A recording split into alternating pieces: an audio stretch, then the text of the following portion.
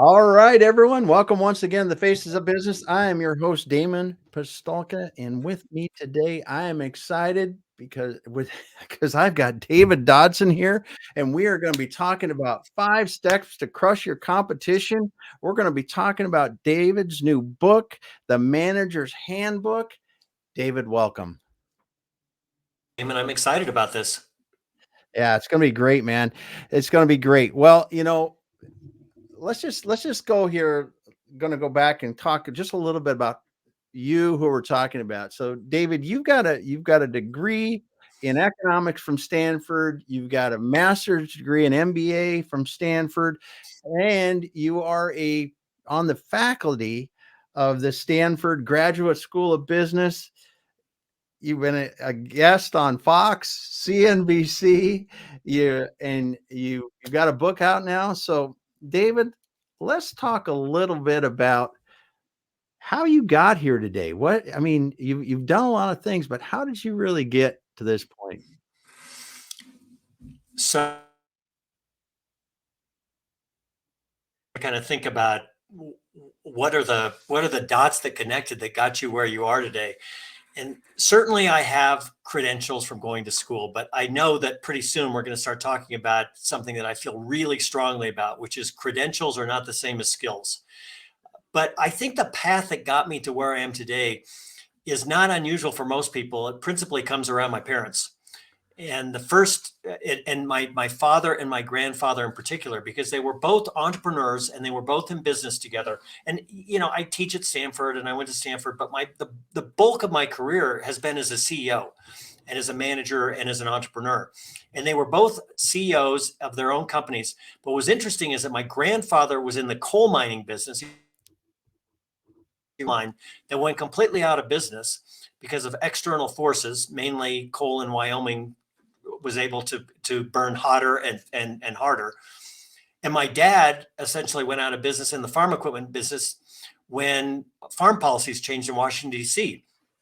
Now, that didn't leave me not wanting to take risk and not wanting to build a business, but it did leave me in this mindset, which is I don't want external forces to determine whether I'm successful or not. I want to be in control of my own destiny.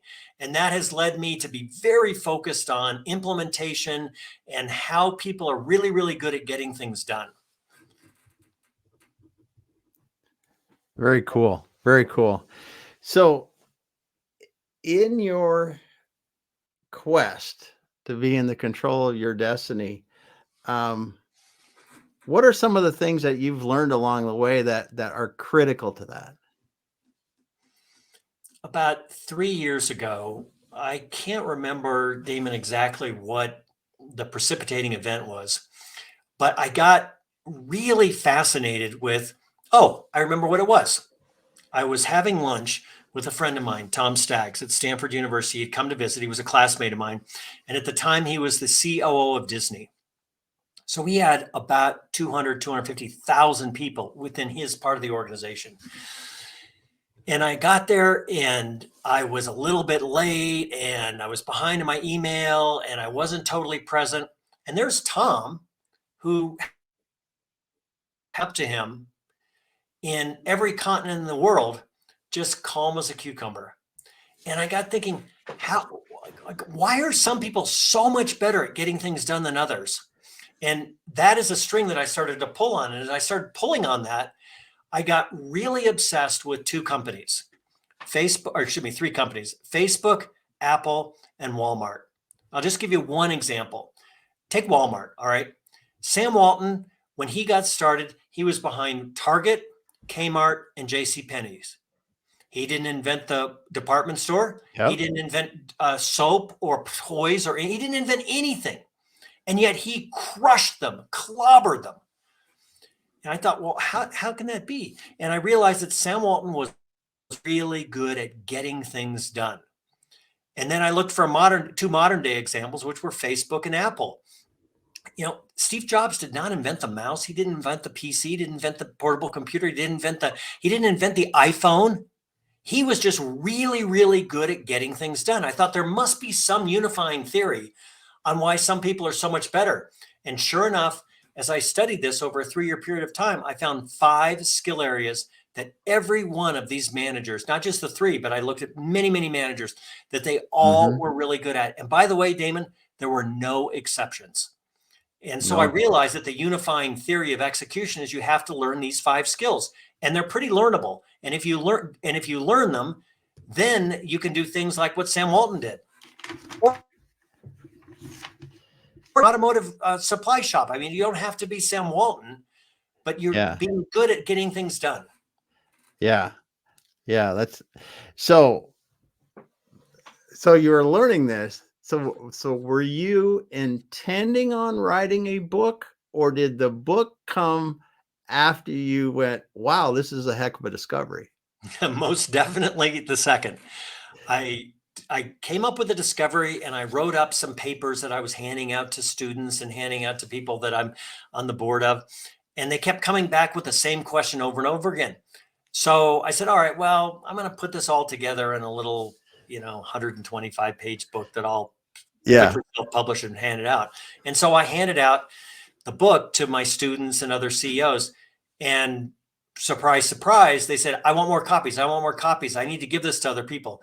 And I realized that what I had done in my head is I'd written, I just need to get it down on paper. But now what I didn't realize is getting it from your head onto into a book takes a very, very long time. I'm proud of the book, but oh my God, did it take a lot of hours to write. Yeah, so if people don't know, the title of the book is The Manager's Handbook: 5 Simple Steps to Build a Team, Stay Focused, Make Better Decisions, and inspiration for the title of the day: Crush Your Competition. And this is incredible, because getting things done is something that's been at the core of what I've really thought is one of the things that's helped me throughout my career, is to really separate through and get the critical things done. And I love your 5 steps that you've outlined in the book. It's incredible. So what we'll talk about the 5 steps, but what were some of the things that really surprised you about these people you studied that were really getting things done? For example, in the case of Steve Jobs, I had been led with this myth that he was this magical personality that could see around corners and predict the future and invent Yeah. things. And what I realized is that actually was not the case. And that one of the things that makes Steve Jobs an Apple computer, which is now worth $1 trillion, so amazing, is, for example, that Steve Jobs was phenomenal at building a team. He attracted people, he motivated them, he knew how to get rid of people who were not going to be able to perform at the level. Because if you think about the things that Apple did, it would be impossible for Steve Jobs to have done that on his own. He had to have an entire team. But let's go Mhm. one step further. I actually think that his single biggest accomplishment was how he transitioned to Tim Cook when he died. I mean, that company did not skip a beat after Not he at passed all. away. Not Not a at beat. all. And that's because Steve Jobs surrounded himself with a phenomenal staff. And we all know companies where the CEO leaves and there's a huge vacuum. Stock price drops. People start to leave. Competitors start to come in because that person didn't do what Steve Jobs did. By way of example, same thing with Sam Walton. I just only Damon because I had mentioned him earlier. He's a little bit of an easier example to get your arms around quickly because, of course, we knew he didn't invent the department store, and we knew he was way behind JCPenney, Kmart, and Target when he got started, and he annihilated them. Mhm. He annihilated them because he out executed them every single day using these, the 5 skills that I talked about. The first one of which, of course, is the ability to build a team. And the second thing you asked about, what surprised me, the second thing, or I can't really say that it was a surprise, but it was really an insight or a epiphany that occurred to me. I was listening to my niece play the piano. She's phenomenal at it. And I was watching her hands fly over the keyboard and just, how do you do that? And the light bulb went off. I said, well, she learned how to sit at the piano. She learned how to position her Mhm. fingers over the 88 keys. She learned the difference between a sharp and a flat. She learned what the pedals did. She learned how to read music. And she then combined all that to be able to play the piano. And I thought, okay, That's also how we learn to play sports, for example. I said, Mm-hmm. so if you want to learn how to build a team or how to be a fanatical custodian of your time, another one of the 5 skills, break it down into sub skills. And when you start to break it down into the sub skills, you go, whoa, I can get my arms around that. I can be taught how to interview well. I can be taught how to onboard well. I can be taught how to manage and run a meeting well. And you combine those and you master the primary skills.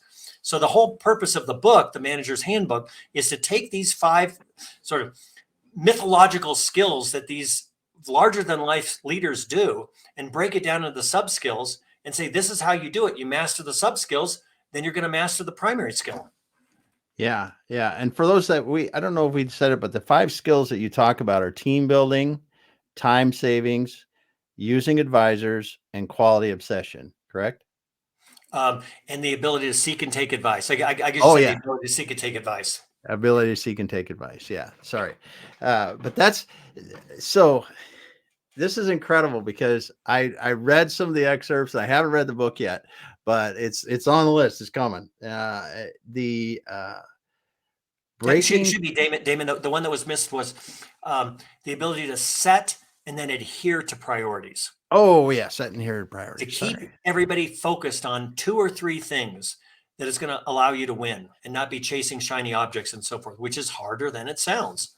Oh, super hard. I was just with a client today. We were talking about it. We're talking about at the director level that we have to scale this back, get it to the bare essential priorities that they need, the big things that they need to be working on, because there's too many others that are distracting us and nothing's getting done. It plagues every company, I think. Herb Kelleher, who was the person who founded and created Southwest Airlines, Yeah. I was blessed with the opportunity, and he told me about how this ability to focus is what not only saved his airline, but allowed him to clobber American Airlines. And what he told me was, he said, planes only make money in the air. So how we saved our airline, and this, he was actually describing it at a time when he had less than $200. I'm not kidding you, $200 in his checking account. And he had to sell one of his planes just to make payroll. And he said, we realized planes only make money in the air. So we're going to focus on one thing, which is how quickly we can turn around a plane on the ground. They called it the 10-minute turn. And you go to Southwest Airlines website, especially where their employee newsletters, they credit the 10-minute turn, that one thing, and how focused they were on that one thing, with 50 years later, how many years later it is, the single reason why that airline became what it is today. Yeah.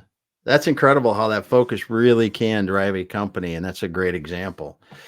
So as you're looking at these different companies, and you talk about some of these 5 steps, let's walk through them. So let's see and I'm going to make sure I've got my list up here because I wrote it down and I swear that this was the list of 5. I want to make sure I got them right here. So, because it doesn't happen often, I write them down wrong. So the manager's handbook. So first of all, let's get back to, you just released this book recently, and you already hit the Wall Street Journal and US Today bestseller list. How did that feel? I mean, first time out of the gate. I felt great, obviously, but it also reinforced for me that there is a huge appetite for people who are managing, who are running organizations, who do not want to go to the business section and get a inspirational book. Larger than life person is doing kind of a victory lap, and they want to talk about how great they were, or a biography, and you read it and you go, gee, that Elon Musk is quite something, but I don't think I'm going to be sending spaceships to, Mars anytime soon. People want a handbook. That's why I called it a handbook that says, these are the skills you need. They're very attainable, and here's how to do it. And I organized the book, Damon, in a way that each chapter, some chapters are longer, some chapters are shorter. I didn't want to do anything cookie cutter. And I said, I'm going to describe each of these in as few words as possible. I'm not trying to fill a book. And then at the end of the book, at each chapter, I summarize the chapter in a page, basically 1, 2, 3, 4, 5, the things that you need to learn so that you read the chapter, and then you'll never have to reread the chapter again. If you're going to onboard an employee, or you're going to get ready for a management meeting, or you're putting together your annual operating plan, you can just go to that one page in the book and go, oh yeah, I got it. Because it's not to be read, but a book to be used. And when it hit the bestseller list, it really enforced to me that there is a real need for this out there in the marketplace. Yeah, very few times you find a handbook, as you said, that you can say, hey, let's follow the steps here. Let's go through the process and let's do this. And it'll help you improve this area. So that's cool. So you talked before we got on about the purpose of the book. Let's spend a little time on that, because I think that's interesting. As you said, the purpose of the book, like you said, it's a handbook, but let's hear a little more about that. You introduced me a few minutes ago, and you mentioned that I have an economics degree at Stanford. I have an MBA at Stanford. I had some fancy jobs like McKinsey and Company. And when I was first earlier today, I said that's when I realized that credentials weren't skills. And the purpose of the book is to try to democratize how you manage things and how you get things done, that you don't have to go to Harvard Business School, and you don't have to look a certain way and act a certain way. You don't have to come from a certain zip code. Your parents don't have to be in a certain profile, that everyday people can become really, really good at getting things done. And if your quest is to run your lumberyard, fantastic, that's wonderful. If your quest is to become senior vice president of General Motors, that's fine too. But both of those profiles share the same need, which is to master these 5 skills. And I had in my mind, as I was writing the book, and I wanted to write the book in nice, simple, easy to understand language. And I said, I want this book, if it were in the hands of a woman who had a dry cleaning business in Alabama, and she picked up this book and she read it, would she be able to go page after page after page and not stuck in jargon and MBA talk and all this stuff and say, I got it. I can do this. And that was the purpose of the book. I wanted to democratize the skills of how to get things done. So you don't have to go to Harvard Business School, which you don't, or Stanford Business School, which is my employer. Yes. Yeah, democratize the skills to get things done. That's cool. So as you've been working with people, helping them go through, with the book, implement the things that it's talking about, what are some of the things you're seeing in the field when people are using this, when they're working together to try to really get better at getting things done?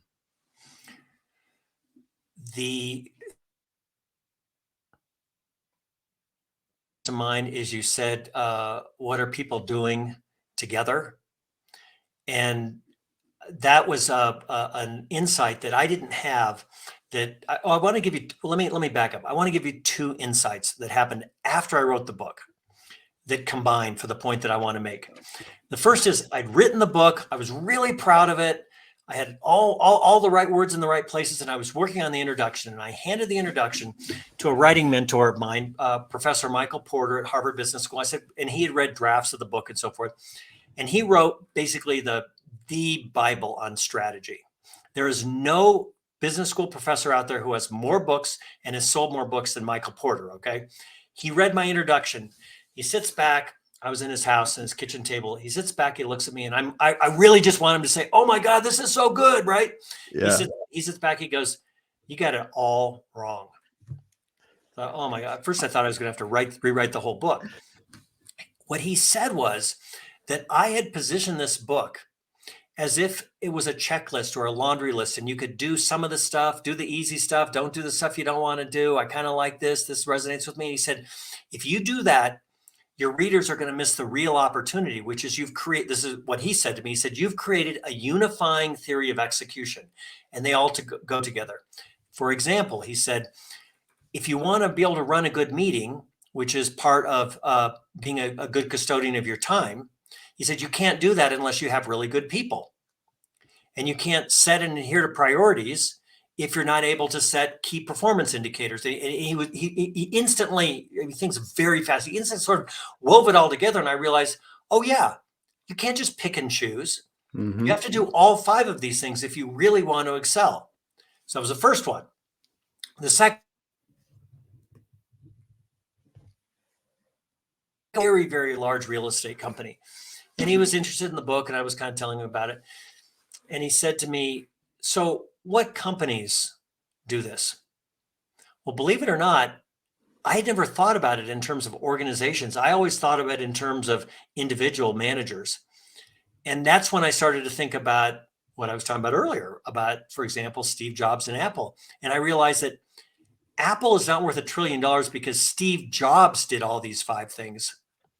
Apple's worth $1 trillion because Steve Jobs and then Tim Cook created an organization that does all these things, which is why this morning, and I was telling you earlier before we started the broadcast, this morning I was on a meeting, a presentation with a management team where the CEO said, I don't want to be the only one who does this. I want to transform my management team. And so that was the second big insight that I had, is that each individual has to weave all these 5 things together. Not that hard, but you got to do the stuff you don't want to do as well as the easy stuff. And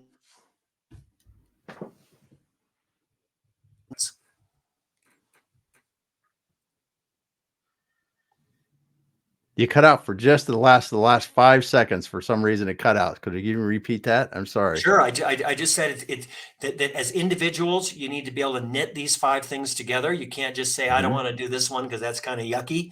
You got to do them all, because part of management is hard work. And then the second thing is, especially if you're the leader of the organization or a leader of a department, you then have to be a teacher, and you have to get everybody to be doing this together. And then, and only then, are you transforming an organization. Yeah. Yeah, because you have to have everyone working together in the same way to transform. That's for sure. That's for sure. So what do you think will change in the way that you look at getting things done from what you've learned so far? I really appreciate that question, Damon, because this book is not about how. I was CEO of 5 companies, and I could have just written a book about how I manage things. Yeah. But that's not what I wanted to do. I wanted to figure out how, like, the very, very best people do it. There are entire chapters on things that I never did. I'll just give you an example. One of the things that I identified in the ability to build a team is to do exit interviews. When somebody leaves, when you're breaking up, that's an incredible opportunity to gather information about what your organization is doing, what people are saying, some of the informal norms. I never did exit interviews. Now, part of it is that I didn't recognize how important it is. And second is, maybe I didn't always want to hear what people had to say. So the entire chapter on exit interviews has nothing to do with anything I did. It's what I observed among the best managers. I run my meetings completely different than I did before I wrote this book, because I looked at, for example, Jeff Bezos. And Jeff Bezos not only runs his meetings a certain way when he was CEO of Amazon, but he made every single person at Amazon run their meetings in a certain way. He wanted to transform and create an organization that would crush his competition, which, as we know, he did. So I learned so much. I just wish that someone had written this book instead of me and handed it to me 35 years ago. I would have loved to have had this book. Yeah, it sounds like it, because in your study of all these people that have really excelled using these principles, you were probably finding that Steve Jobs might do something, Sam Walton something else, and Jeff Bezos does something else differently. Yes, they do some forms of all of them, but combined, they do them a little differently. So you were able to pick the best of the best. Well, and not only that, let's just go to the example I just mentioned about running a meeting. Well, it turns out that the people that you just mentioned all run their meetings differently, not exactly the same. They all run really. What I did is I said, okay, well, I don't want to just tell a story about, Jeff Bezos, and then a story about Bill Gates, and then a story about Andrew Carnegie. And then the reader gets done with the chapter and going, well, I don't know. I mean, these guys are all really ran good meetings, but I'm not sure how I'm supposed to read it. So I looked at all of the ways that these meetings were run, and I said, okay, I want to harmonize it into a single great way to run a meeting. Not the only way to run a meeting, but a really, really good way to run a meeting, which is good enough. And for your listeners who are running things and managing, they recognize, like, I'm sure there are 5 to 10 great ways to run a meeting. Just give me one way, spell it out, nice, simple terms that I can do. And then I can hand to my team and say, this is how we're going to run a meeting. And they go, good, now let's get on to something else. And that's a theme throughout the whole book, is that there's not just one way to onboard, but I present a way of onboarding that harmonizes all of the best.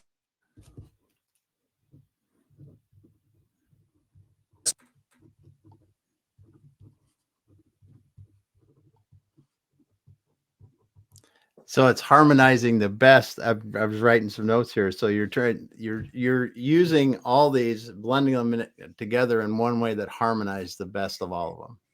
That's cool. That's cool.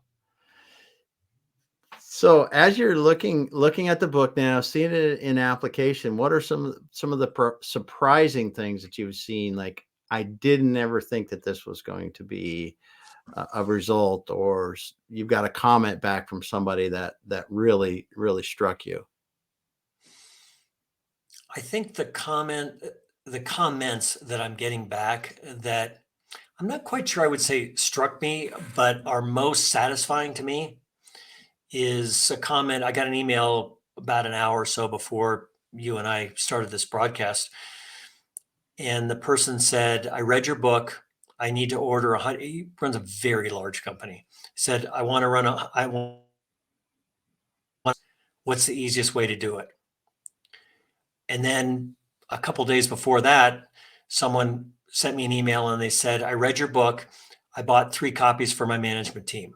That's what really makes me satisfied, because and by the way, it is not about selling books. Yeah. Anybody who thinks writing a book is a way to make money is wrong. It's about an 8-cent an hour endeavor. That's not why I get excited. I get excited when I read an email like that, because I feel like maybe all of that work is going to help transform organizations. That's what I really want to do. Yeah. Yeah. You can feel the impact when you get the real world feedback like that. Yeah. What were some of the surprising things that you learned about these individuals? I did not start out saying I want 5 things, because again, you asked me earlier, did I set out to write a book? I didn't set out to write a book. I just wanted to learn more about it.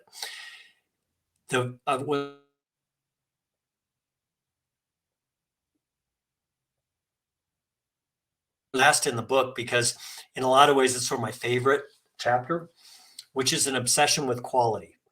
Yeah. And that I didn't expect that to be the case. But if you step back and you think about it, you say, if you're in a competitive environment, what do you fear more? Do you fear you're a competitor that has an unbelievable marketing department and a great sales force? Or do you fear more a competitor that has a better product or service? And of course, it's the second. Mm-hmm. And what I realized is, go down the list of all the names we've mentioned already, plus plenty more, is they had an obsession for quality. They knew that it didn't matter how well they ran the meetings, what kind of people they had in place. They had to have a product that was better than their competition, and that came through obsession. Now, I could just say, okay, well, that's a nice platitude, and let's put a poster up in the lunchroom with a little kitty hanging on a bar saying, hang in there, quality is king, all those kinds of things. Yeah. It's actually not what drives quality among these people. What drives quality among these people is they have very specific things that they do to measure and make quality happen. And none of it has to do with slogans, by the way.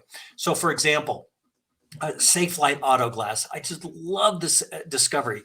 So Tom Feeney, who was the CEO of Safe Light Auto Glass, and by the way, I think everybody kind of knows the company, but they replaced chipped windshields. Okay, couldn't be more prosaic than inventing the iPhone. Okay, Yeah. They just replaced chipped windshields. And Feeney worked his way up through Safelite Auto Glass in all outward facing, customer facing roles, sales, marketing, etc. But when he became CEO, where his instincts brought him to is he said, I want to know more about what's going on in the mind of my customers. And he created this expression, which I love, which is called the power of verbatim. And he realized that NPS scores and customer satisfaction scores and go down the list and 1 to 5 and emails. And were you happy with your flight on thing there? You have to get in front of the customers and have a structured way that you talk to them. And as a result, they learned some things that were pretty interesting, which is, for example, that their customers wanted to have an app on their phone where they could see where the technician was, kind of like what you would get if you were on Uber or Lyft. And the technology is there. How are you going to find that out if you have to say, did you like your experience with Safelite Auto Glass on a scale of 1 to 5? And so that power of verbatim gave Tom Feeney and his team the tools to say, this is what our customers want. It's not that hard to do, and let's go do it. Give you another example, Intuit. So Intuit, as many people know, they do TurboTax and QuickBooks and all of those software products. Now, just take a pause. Intuit has been around, I could look it up, but 35 years, very, very long time. Think about it. They own those categories. How many software companies can you say have owned a category as basic as accounting for decades? Nah, they're the one. So how did they do it? It's not because they're magicians. They have an institutional policy called follow them home, which is very much like Safelite's verbatim, where they watch the user use the product. No surveys, no talking to middlemen. They follow them home, figuratively and literally, and watch them use the product. And as a result, they constantly have this competitive weapon that everybody else doesn't have. They know more about the customers than anybody else. So let's say, Damon, you and I said, well, let's go after the tax market, okay? We don't stand a chance because they know so much more than we will ever know because they follow them home. Okay, my point is this, that quality is not a slogan among the people who are fantastic at getting things done. Quality is about specific steps, specific steps where they implement tactics that allow them to do it. They can't see through walls. They have it's not about X-ray vision. It's about going through those particular steps. Yeah. Yeah, that's super cool. And wow, just the power of verbatim when you think about asking people to answer a question rather than just go 1 through 10, the nuances that you are and the things you're going to discover are massive in any industry. But like you said, if it works for one of the most successful software companies, Intuit, and it works for a company that replaces chipped windshields, that's got to tell you something. Yeah, I mean, look at the edge of the spectrum, right? Right. And no one can deny how QuickBooks owns the market anymore. It's gotten, yeah. Very cool. Very cool. We got Ron stopping by. He said, really good stuff. More people should watch this. Thanks, Ron. And don't forget to check out David's book, The Manager's Handbook.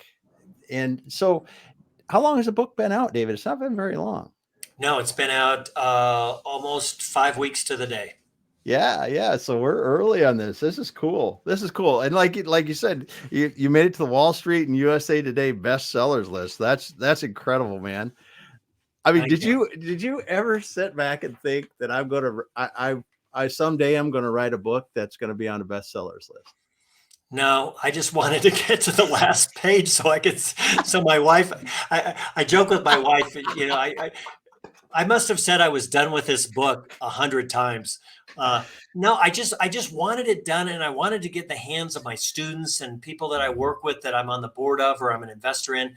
And but then when I saw what the market was and how people were grabbing the books, and I was getting these reports from my publisher saying Amazon's out of stock or Barnes and Noble's out of stock. We're already on our second printing. Nice. Then I said, you accidentally discovered something. You discovered something that, a real need out there, and that's satisfying. I can't lie about that. It's cool as heck. I mean, because like you said, I've talked to a few authors, and when you talk about universally, everyone talks about how hard it is to write a book, and like you just mentioned, the times when you swear I'm going to quit, but you make it through. It's great to see that there's a bit of connection out there with the audience, and seeing the books move off the shelves sure means there's a lot of connection. So what's up with you next? I mean, are you got book number 2 in the wings, or? What I really want to focus on now, yes, there are some ideas that I have about how to take this a step There we further. go. But what I really want to do is I want to spend the next year or so focusing on how an organization uses the book to transform their whole team. And that's where my Great. obsession is now. The book's written. There's no, the words are what they were. I'm proud of the book, but I want to try to figure out as much as possible a paint by numbers approach. So someone Yeah, who's running a department of 100 people, or like I said, the lumber yard, or they're running General Motors, they can that's organization to be more like Sam Walton or to be more like Jeff Bezos. yeah, that's really cool, because that is one of the things that will allow you to get this out and implemented and utilized by more people. Very cool. Very cool. So good. Well, David, it's been awesome talking to you today. I just so thankful to be able to listen to what you learned, and what you learned from studying these great companies, these great people, and just how they're getting things done.